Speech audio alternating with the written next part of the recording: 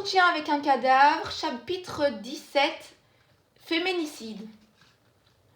Le mot féminicide a tout récemment fait son apparition dans le vocabulaire et dans une belle cacophonie entretenue par les réseaux sociaux. D'aucuns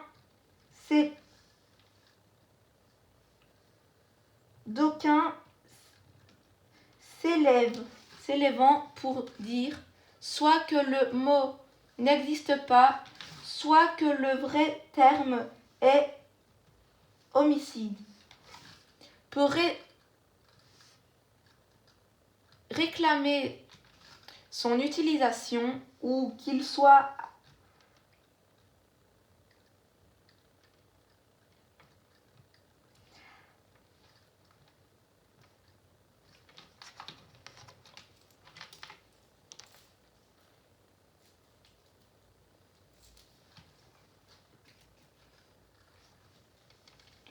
associé à une nouvelle infraction pénale. Bref, les idées vont dans tous les sens, depuis les plus progressistes jusqu'aux plus réfractaires. En fait, le mot existe, mais il a été oublié. On le trouve dans une comédie de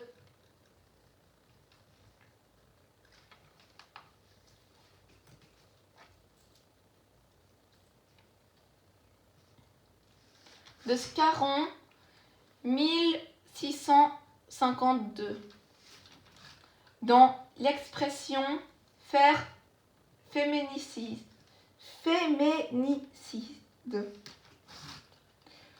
Pour la petite histoire, Scarron fut le premier époux de Françoise d'Aubigné, future madame de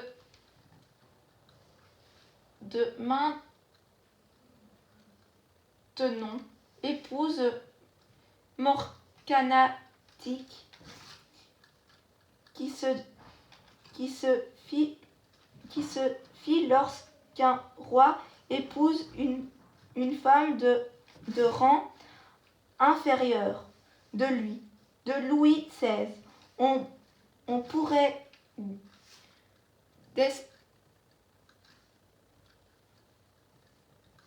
déserter longtemps sur le mot, sur son sens, sur son intérêt, et c'est sans doute ce que feront un jour les politiques. Mais tel n'est pas notre propos. Je me suis juste rendu compte, en sélectionnant les cas à présenter dans ce livre, que j'avais autopsié beaucoup de femmes, à peu près autant que d'hommes, mais que les causes pour lesquelles elles étaient autopsiées étaient largement différentes de celles des hommes. Pour ce dernier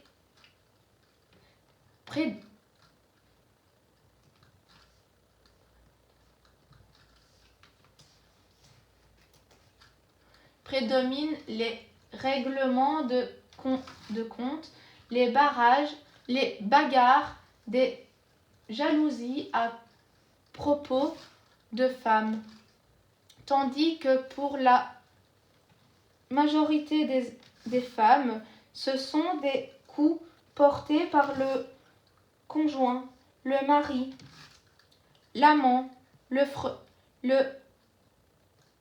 frustré, dont la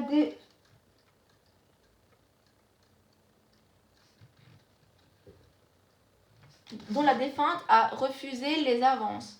Ça fait une sacrée nuance que je me permets de porter à la réflexion. Yves et Chantal habitent une caravane et comme les autres habitants du camping, ils ne sont pas très riches, mais ils vivent heureux. Ils l'ont acheté il y a de nombreuses années, lorsqu'Yves a perdu son travail et alors que Chantal n'en trouvait plus. Pas d'argent de famille, pas d'argent de côté non plus, même s'il n'avait jamais mené grand train et pas de ressources. Cette caravane résidentielle leur a sauvé la mise. Ils avaient un toit et le peu d'affaires qu'ils possédaient pouvaient y trouver place. C'est le début de la nuit lorsqu'une ambulance traverse le camping. Yves attire son attention par de grands mouvements des bras. Chantal est au pied des marches de la caravane, le visage ensanglanté. Après avoir contrôlé les fonctions vitales, pouls, respiration, les ambulanciers font appel au SAMU, car l'état de Chantal leur semble plus grave que ce qu'Yves a annoncé au téléphone. Elle ne respire plus. Un hélicoptère atterrit dans la prairie voisine dont trois personnes sortent en courant, portant du matériel. Tout de suite, l'infirmier place les électrodes tandis que le médecin prépare l'intubation. Le cœur ne bat plus. Le médecin le masse, puis l'infirmier prend sa relève avec un appareil qui assure un massage automatique. Chantal est intubée. Le respirateur est branché, elle est massée et ventilée. Mais le cœur ne reprend pas. Le médecin injecte de l'adrénaline, un puissant stimulant cardiaque. Sans succès, il faut se rendre à l'évidence. Chantal est morte. Un certificat de décès par mort violente est dressé. La police est déjà sur place. Arrivé peu après l'hélicoptère, les agents connaissent bien ce camping par les interventions qu'ils y mènent régulièrement, le plus souvent pour des problèmes d'alcool et de bagarre.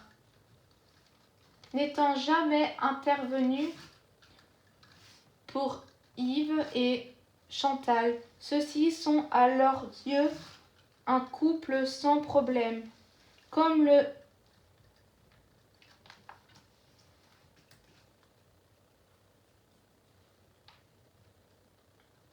veut la procédure. Un des policiers prévient le procureur. Celui-ci décide de m'envoyer sur place, ce qui est plutôt surprenant car les policiers se sont montrés rassurants. Couple sans histoire, Marie décès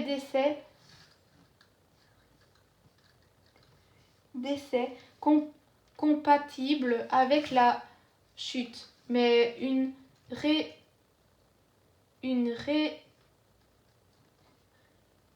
réquisition est une réquisition. Je me rends sur place, d'autant plus que je défends l'idée que toutes les morts violentes doivent être vues par le légiste, de manière à éviter de passer à côté d'un meurtre. Combien n'ai-je pas vu de maris éplorés par la disparition de leur femme et qui en étaient les meurtriers. Combien de fois les policiers n'avaient rien trouvé de suspect à ce qui allait se révéler être un vrai meurtre, avec un vrai coupable qui finirait sa carrière en cour d'assises.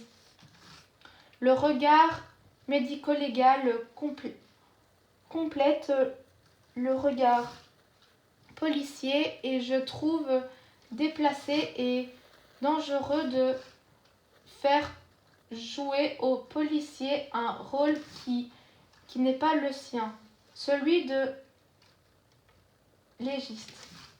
Le corps est dans la position où les services de secours l'ont laissé, couché sur le dos, jamais droite et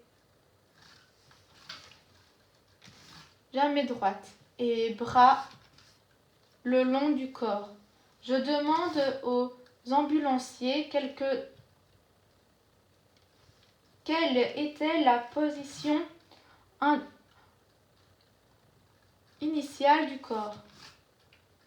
Ils me le décrivent couché sur le ventre, la tête au contact du sol et les pieds dans la caravane. Comment se tuer en tombant d'un escalier de 2 marches? Je n'ai jamais vu ça, et pour cause, c'est impossible. J'enfile mes gants de vaisselle. Comme d'habitude, je place ma lampe frontale, une lampe de spéléologie qui éclaire divinement bien. Je ne mets pas de combinaison. C'est inutile. Le corps a été tellement manipulé que s'il y avait des micro-traces, elles ont disparu et ont été remplacées par celles laissées par les services de secours. L'intervention des services de secours est quasiment toujours une ruine pour l'étude de la scène de crime, mais elle est indispensable, évidemment. Néanmoins, j'ai déjà vu un cadavre auquel il manquait la tête suite à un tir par arme de chasse et sur lequel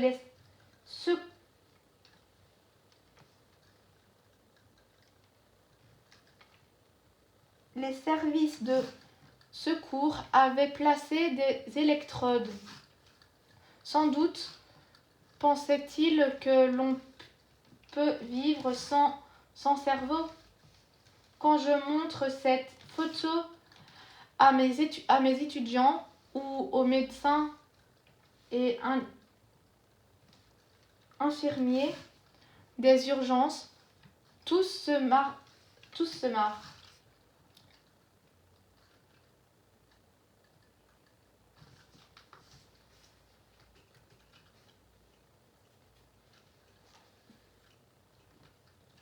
Primum non. Nos sœurs. Et une maxime que l'on attribue à un Hippocrate, 4460, 340. AV.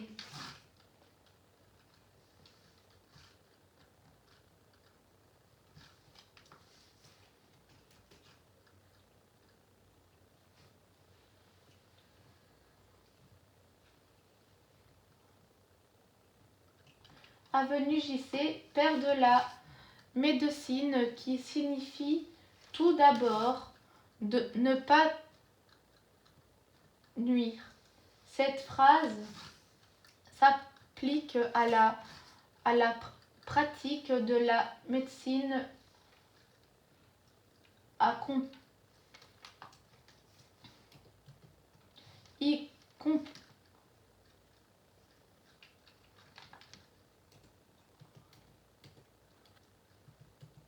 y compris lorsque l'intervention se déroule sur la scène de crime.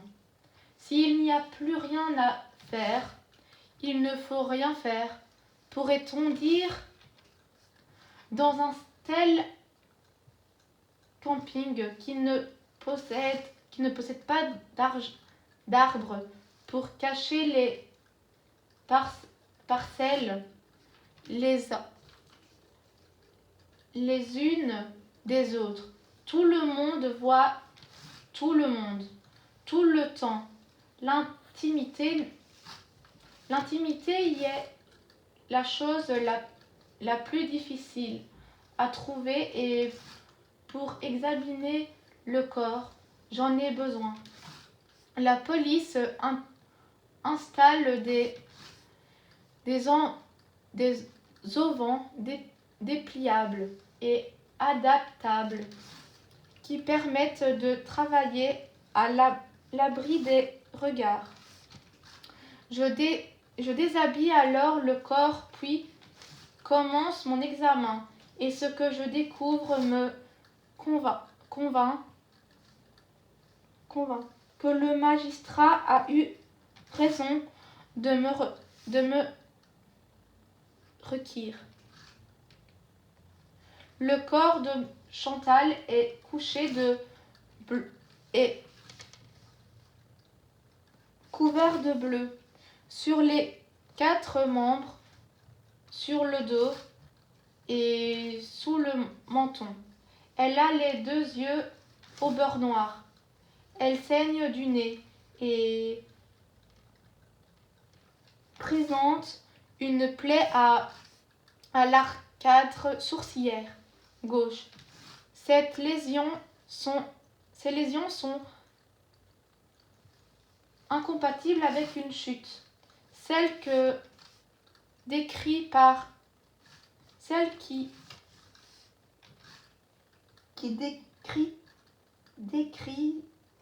par Yves.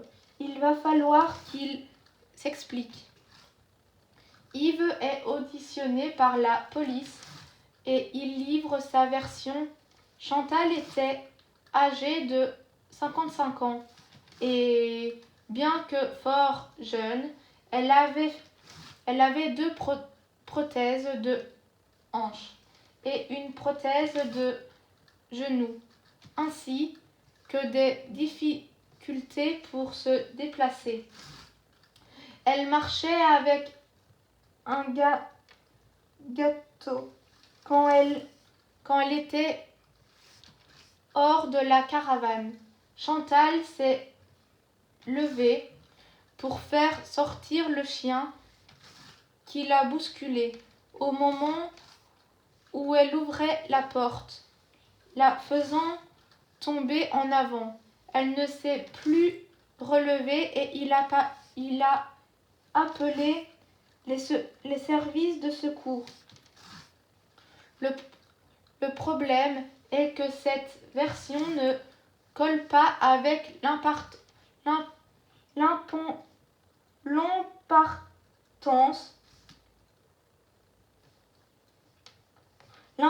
des lésions relevées. J'entre dans la caravane. Je laisse traîner mon regard un peu partout, comme toujours. Je vais jusque dans la chambre à coucher, où je note des traces de sang depuis la cloison qui borde la tête de lit jusqu'au plafond, en passant par les rideaux, sous la forme d'une bande constituée de fines gouttelettes.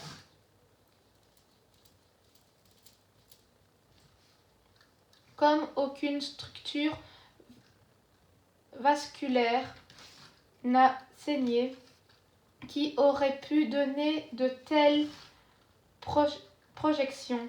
J'en déduis que c'est avec l'objet qui a servi à frapper le crâne et à engendrer la plaie de l'arcade sourcilière que les projections se sont produites.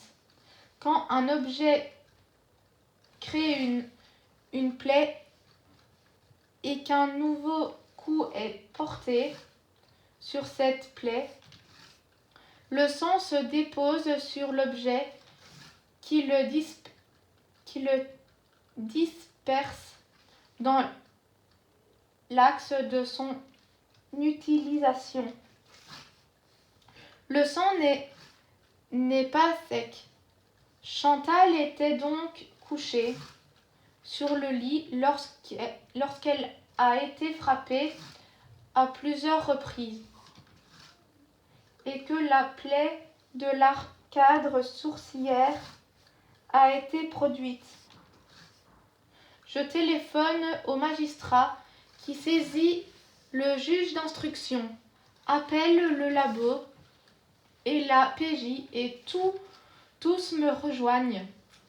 Le labo se rend dans la caravane car il n'est plus utile de déposer les bandelettes sur le corps. Il fait le même constat que moi. Il prend des photographies des lieux tandis qu'une perquisition est réalisée qui permet de découvrir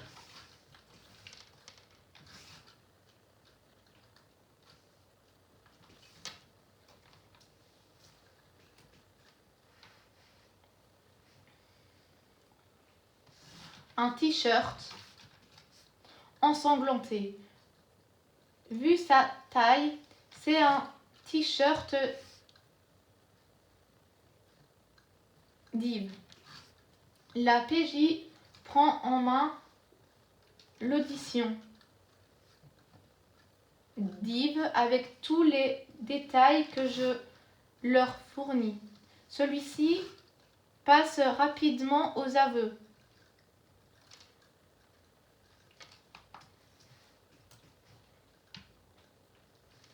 Revenant de course qu'il a faite à pied au village voisin, il a trouvé sa femme au lit avec Émile, un voisin. Il a mis Émile dehors, sans le toucher. Puis est retourné vers sa femme. « Comment as-tu pu me faire ça avec le voisin ?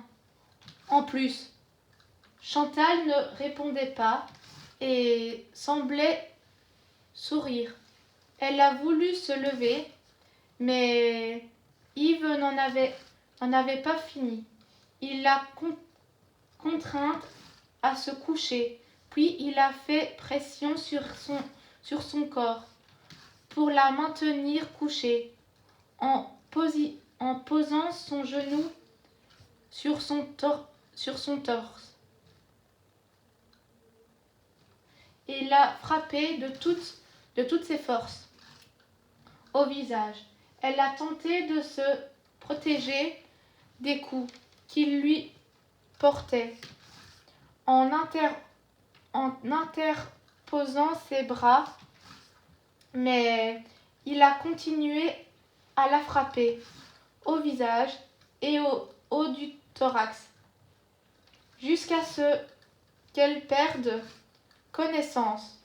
Il n'a pas utilisé d'objet, mais seulement ses poings. Il en est sûr, il l'affirme. Son poing était ensanglanté. Il l'a essuyé sur son t-shirt et a constaté que ce n'était pas son sang, mais celui de Chantal. Elle saignait de l'arcade sourcilière et du nez. La perquisition n'a pas ramené d'objet ensanglanté. Sa version est plausible. Reste à vérifier auprès d'Émile. Les policiers frappent à la porte de sa caravane. Il ne répond pas. À travers les rideaux, ils le découvrent au sol, étendu de tout son long. La porte n'est pas fermée.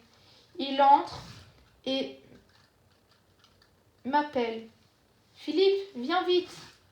Il est couché au sol. J'arrive en courant.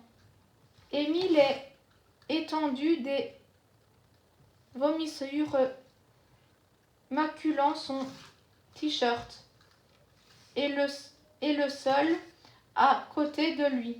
Il a un pouls et il respire. Aucune lésion qui saigne. Pas de traces de coups au visage. Je soulève le t-shirt, pas de lésion au thorax ni à l'abdomen. Je palpe le crâne, pas de lésion crânienne. Émile cuve. Comme je ne parviens pas à le réveiller, je fais venir le SAMU pour éventuellement l'intuber. Par chance, par crainte qu'il vomisse encore et qu'inconscient, il ne s'étouffe dans ses vomissures. Il faudra attendre pour l'entendre. Le corps de Chantal est amené à l'IML et je commence l'autopsie par un examen extérieur complet que je n'avais pas finalisé lors de la descente. 1 heure rien que pour décrire les lésions, tant il y en a. 7 au crâne et au visage. 13 aux membres supérieurs. 4 au dos. 8 au thorax. 6 à l'abdomen. 32 aux membres inférieurs, dont la plupart sont compatibles avec une chute et certaines sont anciennes. Poursuivant l'examen, je constate que du sang s'écoule du vagin. Après nettoyage, je découvre une plaie à la grande lèvre droite et des ecchymoses à l'entrée du vagin. Un rapport sexuel, s'il est consenti et qu'il n'est pas mené à la usarde sans préliminaire, ne conduit jamais à de telles lésions.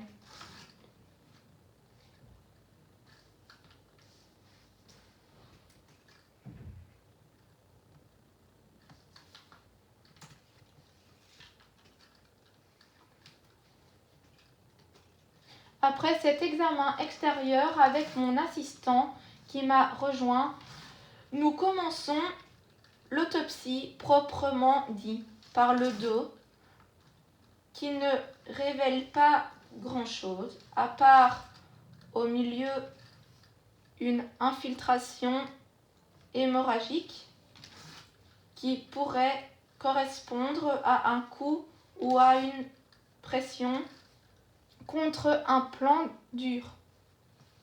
Nous recousons, puis nous retournons le corps. Une nouvelle heure est passée. Comme Chantal présente un hématome en lunettes, c'est-à-dire qui touche les paupières autour des deux yeux, et un épistaxe, saignement de nez. Je pense qu'elle a une fracture de la base du crâne et peut-être une hémorragie cérébrale qui a pu causer le décès. Il ne suffit pas de croire, il faut démontrer. Et tandis que mon assistant ouvre le thorax et l'abdomen, je m'occupe du crâne. Je fais une incision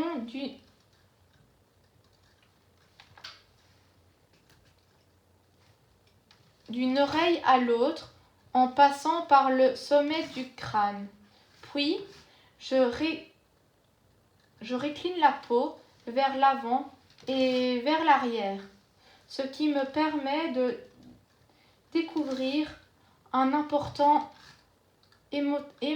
hématome sous-cutané droit qui témoigne qu'elle a reçu un coup alors que je n'ai pas relevé de lésion de surface. C'est pour ce motif qu'on fait cette incision, pour vérifier qu'il n'y a pas de lésion en profondeur qu'on n'aurait pas vue. Et dans ce cas, c'est payant. Ensuite, je découvre le crâne de manière circulaire, à la scie à plâtre, et je découvre une hémorragie cérébrale de grande importance. C'est ça qui a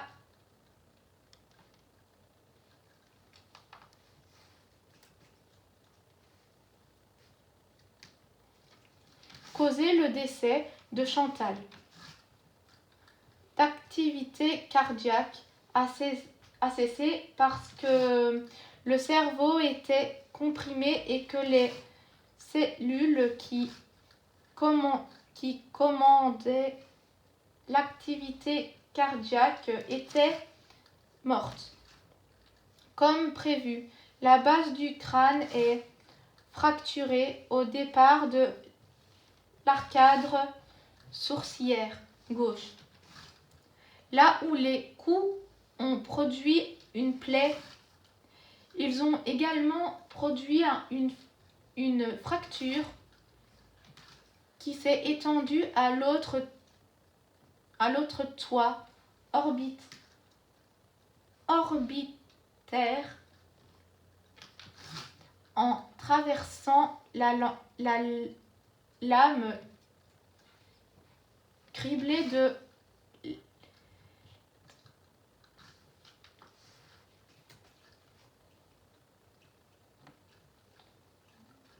l'ethmoïde, la partie supérieure du nez, par laquelle les fibres sensorielles de l'odorat entrent dans la boîte crânienne.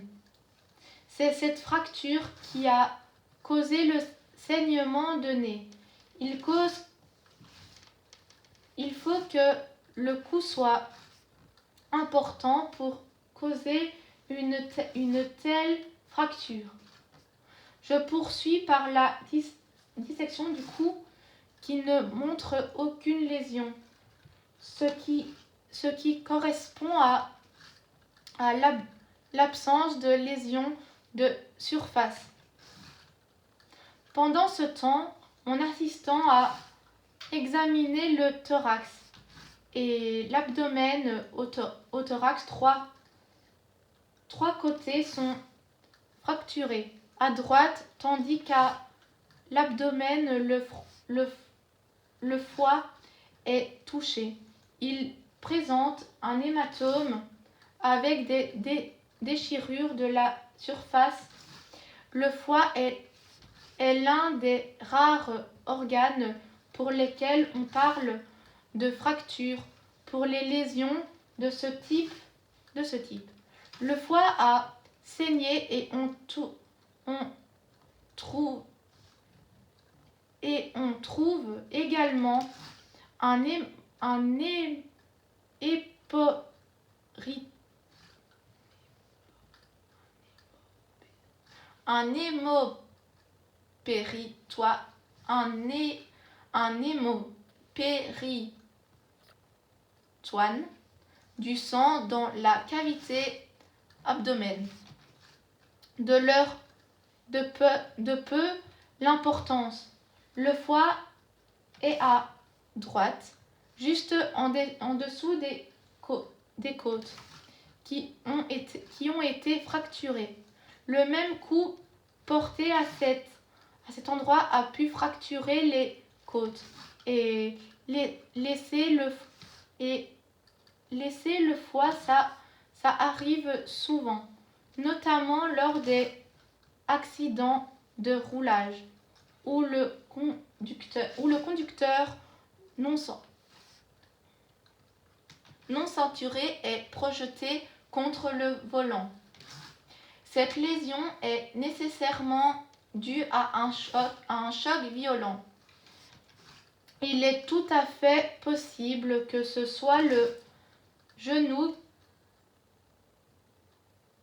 qu'Yves décrit avoir posé sur Chantal pour la maintenir qui est occasionné de tels dégâts, à condition qu'il ne l'ait pas simplement posé, mais plutôt jeté avec force et de tout son poids contre Chantal, d'autant plus qu'elle était couchée sur un lit et que le matelas absorbe une certaine quantité de l'énergie donnée par le genou.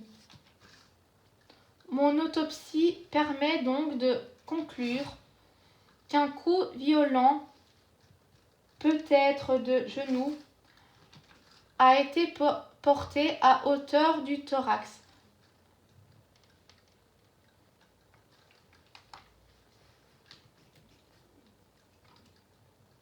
À droite, qui a occasionné des fractures de côte et de foie. Chantal a reçu de très nombreux coups au visage, au menton et au haut du thorax, dont elle s'est protégée en utilisant ses avant-bras. Malheureusement, certains coups n'ont pu être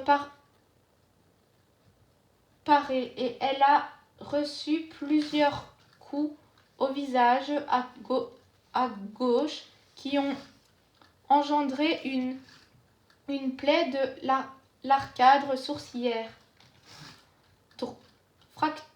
fracture de l'orbite gauche qui s'est étendue à l'orbite droite, engendrant un hématome en lunette et un saignement de nez, mais aussi une hémorragie cérébrale qui par la compression du cerveau et des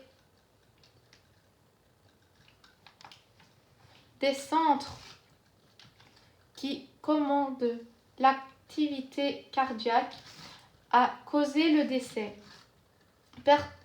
Persistent les lésions vulvaires et vaginales qui témoignent d'une pénétration par un pénis ou un autre objet particulièrement violent.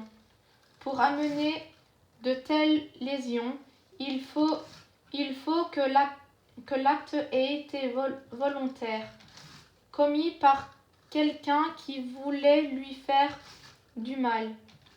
La première chose à laquelle on pense, c'est qu'Yves lui a introduit un objet dans le vagin pour se venger de sa tromperie en la maîtrisant par là où elle a péché. Mais Yves n'en veut pas. Il nie avoir forcé et conviction. Je retourne sur les lieux avec le labo. Les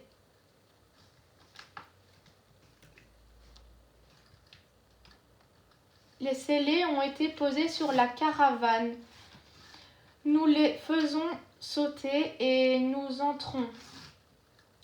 Munis de gants, nous nous mettons à chercher un objet qui aurait pu servir. Il ne faut pas longtemps pour que nous trouvions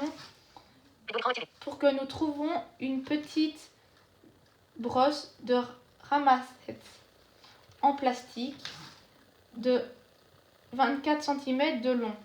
Le manche mesure 12 cm et présente des traces de sang à son extrémité, là où il n'est pas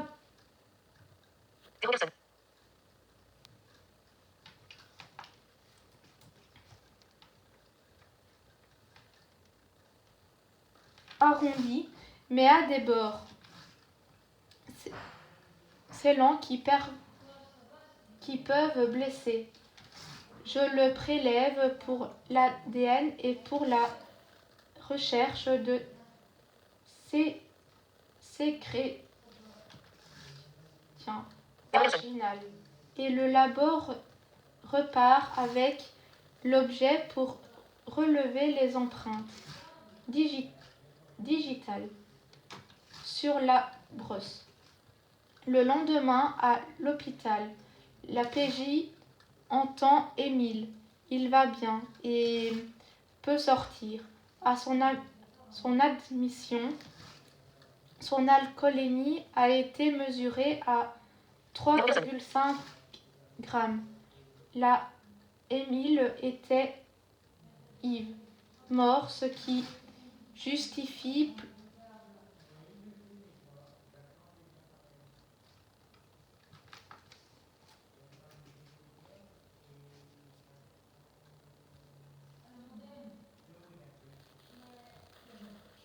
pleinement son état.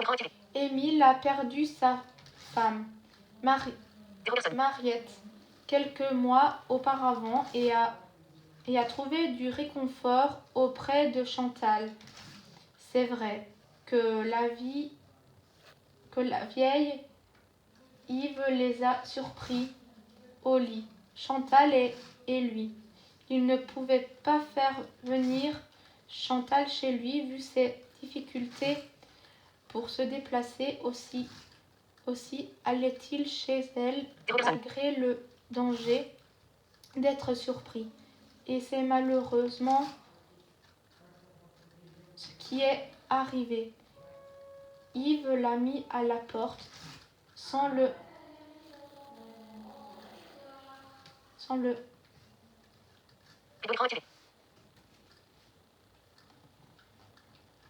molester et Émile, gêné et confus, est rentré chez lui.